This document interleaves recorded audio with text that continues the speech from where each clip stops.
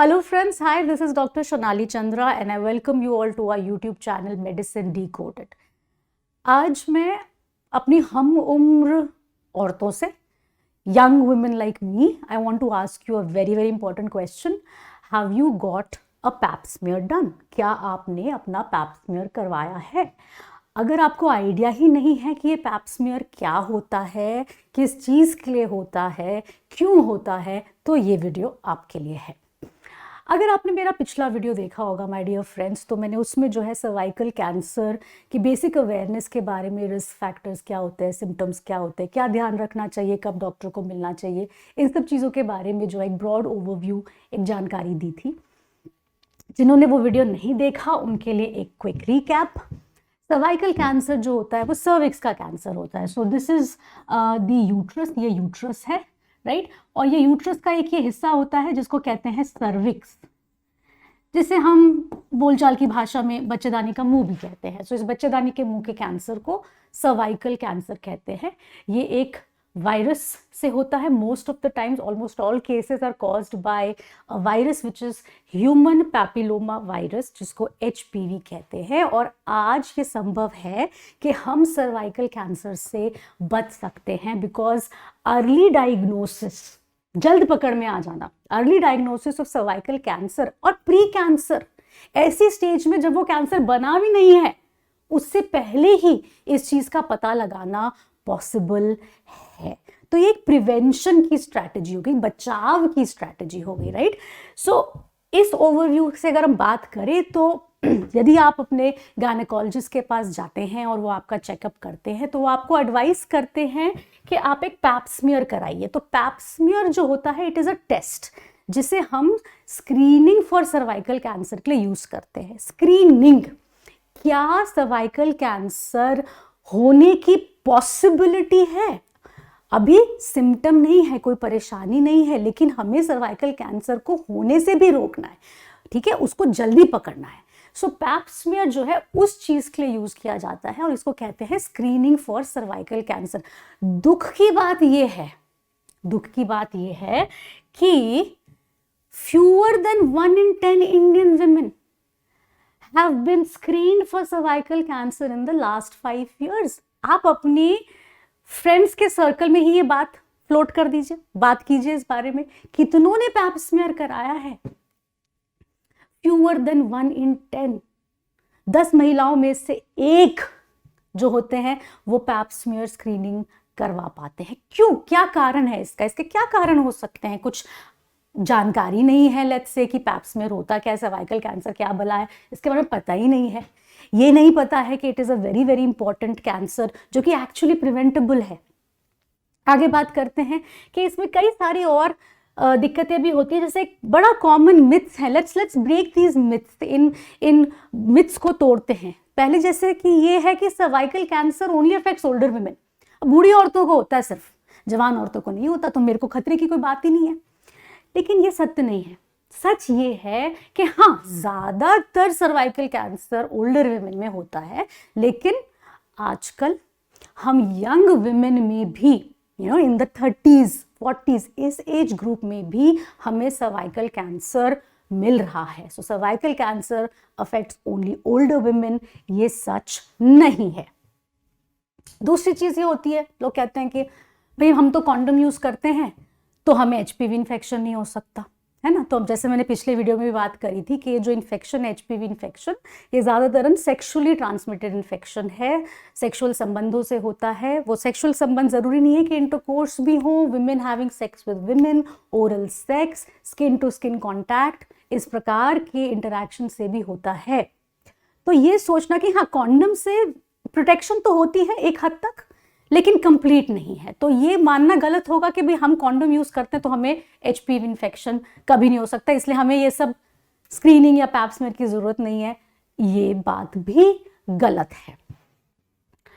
आगे ये डाउट होता है कभी कभी लोगों के मन में कि भाई सेक्सुअल इंटरकोर्स होना जरूरी है, हम तो सेक्सुअल इंटरकोर्स करते ही नहीं है, हम सेक्सुअली एक्टिव ही नहीं है, इसलिए हमें HPV नहीं हो सकता। जैसे मैंने आपको बताया कि भाई skin to skin, genital skin to skin contact, oral sex, इनसे भी HPV वायरस फैल सकता है। सो ये मानना भी पूरी तरह गलत है कि भाई सिर्फ सेक्सुअल इंटरकोर्स होगा, संभोग होगा तो ही HPV आ सकता है, ये भी मानना गलत है। दूसरी चीज, कई बार लोगों के मन में ये मिथ होता है कि भाई हमने बहुत लंबे समय से सेक्स नहीं किया है ना, मतलब आजकल लाइफ ऐसे ही चल रही है, बिजी हो गए कुछ, या जो भी लाइफ में जिस भी मोड़ में है, पढ़ाव में है जीवन के, वहां कुछ ऐसा चल रहा है कि भी I have not had sex in a long time, तो इसलिए मुझे पैप टेस्ट की जरूरत नहीं है। देखिए, जैसे कि मैंने पिछले वीडियो में बताया था कि एक बार यदि आप HPV वायरस से इन्फेक्ट हो जाते हैं, कभी इन्फेक्ट हो जाते हैं, तो ज़्यादातर यस हमारी बॉडी उस इन्फेक्शन को फाइट करती है, our body gets rid of that infection, लेकिन कुछ परसेंटेजेस में 5 से 10% केसेस में वो इन्फेक्शन रह जाता है, परसिस्टेंट रह जाता है शरीर में, जिसकी वजह से आगे चल के सर्वाइकल कैंसर हो सकता है। तो ये कहना भी गलत होगा कि भाई अब लंबे समय से सेक्स नहीं किया तो पैप टेस्ट की जरूरत नहीं है, ये सोचना भी गलत है। कई लोग सोचते हैं मेरा तो सिर्फ एक ही सेक्सुअल पार्टनर है इसलिए मेरे को पैप टेस्ट की जरूरत नहीं है, ये मानना भी गलत है। हाँ, ऑब्वियसली जाहिर सी बात है कि जिनके मल्टीपल सेक्सुअल पार्टनर्स होते हैं उनमें ज्यादा चांस होता है कि भाई कहीं ना कहीं से HPV इन्फेक्शन आ जाएगा, लेकिन ये कहना कि क्योंकि सिर्फ एक ही सेक्स पार्टनर है इसलिए कभी भी पैप टेस्ट की जरूरत नहीं पड़ेगी या कभी सर्वाइकल कैंसर नहीं हो सकता, ये मानना भी टोटली गलत है। दूसरी चीज, कई लोग कहते हैं कि भाई एक तो ये भी चीज मैंने देखी है कि आई टेल यू, मैं एक पर्सनल एग्जांपल देती हूँ। मेरे को मेरी मदर का पैप टेस्ट कराना था, तो उनको कन्विंस करना कि आप गायनेकोलॉजिस्ट के पास चलिए, अपना चेकअप कराइए, ये टेस्ट कराइए, तो बड़ा रेजिस्टेंस आता है स्पेशली। तो वो रेजिस्टेंस कई बार इस वजह से भी होता है कि हमें कोई दिक्कत ही नहीं है, हमें कोई सिम्टम ही नहीं है, हमें कोई दिक्कत ही नहीं है, कोई परेशानी नहीं है, सब ठीक चल रहा है, और तुम कह रहे हो कि जाके ये टेस्ट करा लो, अपना इंटरनल चेकअप करा लो। तो ये जो रेजिस्टेंस है, ये जो मान्यता है कि भाई अभी सिम्टम नहीं है तो पैप टेस्ट की जरूरत नहीं, भी पैप टेस्ट की जरूरत ही इसलिए है कि सिम्टम नहीं है, ताकि आगे आने वाले समय में यदि कैंसर बनने के कोई भी लक्षण हैं तो वो जल्द पकड़ में आ जाएं। तो सर्वाइकल कैंसर के लिए स्क्रीनिंग के लिए पैप टेस्ट यूज होता है, इसके लिए जरूरी नहीं है कि आपको सिम्टम हो। HPV इन्फेक्शन अगर आपके शरीर में है तो जरूरी नहीं है उस HPV इन्फेक्शन की वजह से सिम्टम हो, कोई भी दिक्कत हो, मेजॉरिटी ऑफ द टाइम तो कोई सिम्टम होगा ही नहीं। So I don't have any symptoms, so I don't need a pap test is wrong, ये भी बिल्कुल गलत बात है। आजकल बड़ा न्यूज में है, ट्रेंड भी चल रहा है, HPV वैक्सीन के बारे में बड़ी सारी बातें हो रही हैं, सरकार भी HPV वैक्सीन के बारे में बात कर रही है, प्रमोट कर रही है कि HPV वैक्सीन लगाया जाए। तो जिन लोगों ने लगाई है उनके मन में भी ये धारणा होती है कि भाई हमने तो वैक्सीन लगा ली, अब क्या जरूरत है बिहेवियर चेंज करने की, वैक्सीन तो लग गई। बट वैक्सीन लगाने के बावजूद भी वैक्सीन कोई 100% फूल प्रूफ कोई प्रोटेक्शन नहीं होती है।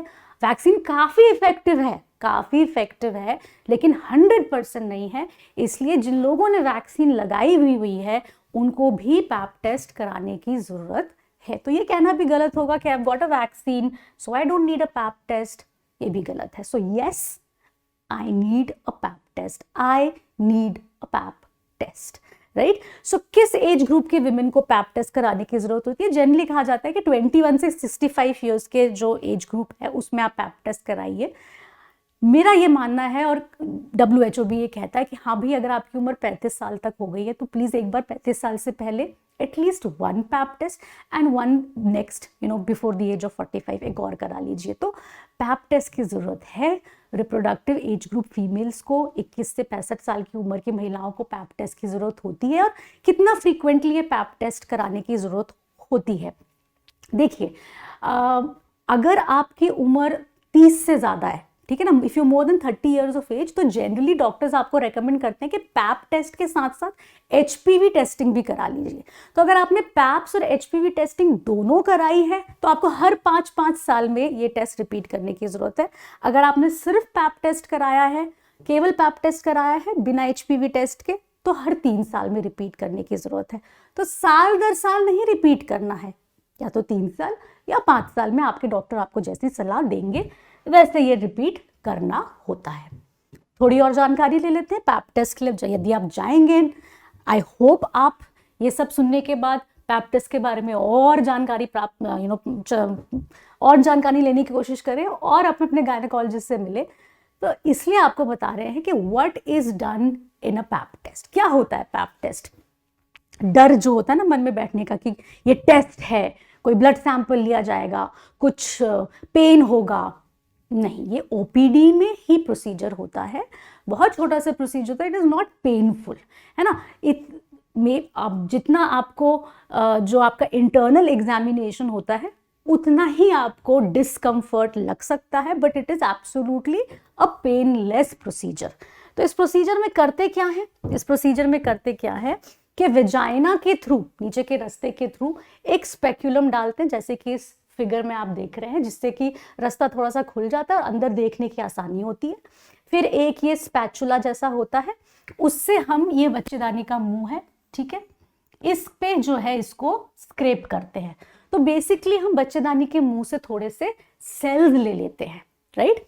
उसके बाद हम ये जो बच्चेदानी का मुंह है, इसके अंदर हल्का सा थोड़ा सा, ये मुश्किल से 1 या 2 सेंटीमीटर लंबा होता है, इसे एंडोसर्वाइकल ब्रश कहते हैं। इसे हल्का सा अंदर डालते, काफी पतला होता है, पता भी नहीं चलता अंदर गया। इसको ऐसे रोटेट करते हैं और हम इस तरीके से जो है 2 जगह से सैंपल लेते हैं। एक तो बच्चेदानी के मुंह में बाहर से, एक हल्का सा अंदर से एंडोसर्वाइकल सैंपल, और उस सैंपल को फिर हम जो है लैब में भेज देते हैं, जहां पे पैथोलॉजिस्ट उन सेल्स की जांच करते हैं और उससे हमारी फाइनल रिपोर्ट आती है, जिसको कहते हैं पैप्स रिपोर्ट।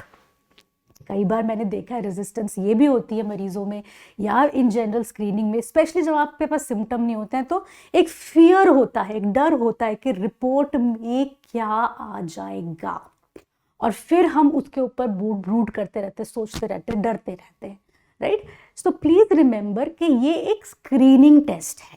इस रिपोर्ट में जो भी आएगा उसका मतलब ये नहीं है कि आपको कैंसर हो गया, राइट। सो एबनॉर्मल रिपोर्ट, अगर रिपोर्ट खराब भी आती है, it does not mean cancer. उसका मतलब ये नहीं कि कैंसर हो गया, इट सिंपली मीन्स कि भाई मे बी कुछ ऐसे सेल्स हैं, कुछ ऐसी फाइंडिंग्स हैं जिससे आपका रिस्क आगे जाके कैंसर होने का बढ़ गया है। तो जब हम इसको इसी स्टेज पे पकड़ लेते हैं, हमने पहले पकड़ लिया है ना, कैंसर होने से पहले पकड़ लिया, तो इस वजह से क्या होता है, अर्ली डायग्नोसिस पॉसिबल होती है, ट्रीटमेंट पॉसिबल होता है। ट्रीटमेंट के ऑप्शंस फिर आपके गायनेकोलॉजिस्ट आपसे डिस्कस करते हैं। So please don't get scared. You're not getting tested for cancer, you're getting screened for cancer, right? हम चाह रहे हैं अर्ली डायग्नोसिस एंड ट्रीटमेंट, हम चाह रहे हैं सर्वाइकल कैंसर को जड़ से खत्म करना। So don't be scared, prevention is the best intervention, है ना। कोविड टाइम्स में हमने देखा है, प्रिवेंशन, रोकथाम, बचाव is the most important strategy. एक बार बात बिगड़ गई तो बिगड़, लेकिन हमें उससे पहले उसकी रोकथाम करनी है। और जानकारी सबसे ज्यादा जरूरी है, और जानकारी तब आती है जब हम इन सब चीजों के बारे में पढ़ने लगे, आपस में औरतें बात करने लगे और अपने गायनेकोलॉजिस्ट से मिलके इन सब टेस्ट के बारे में डिटेल में बात करें। Thank you so much.